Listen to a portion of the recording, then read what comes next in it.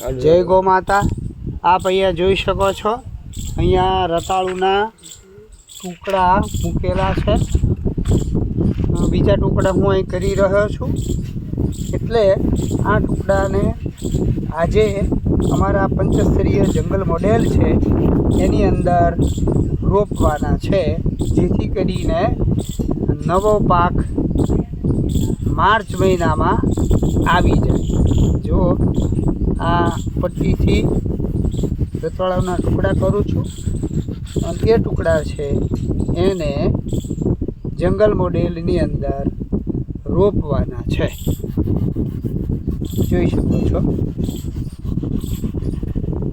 8 મહિનાને અંતે આ રતાળું છે એ પાકી જશે અને ખૂબ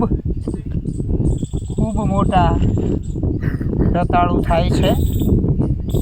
એક કંદનું વજન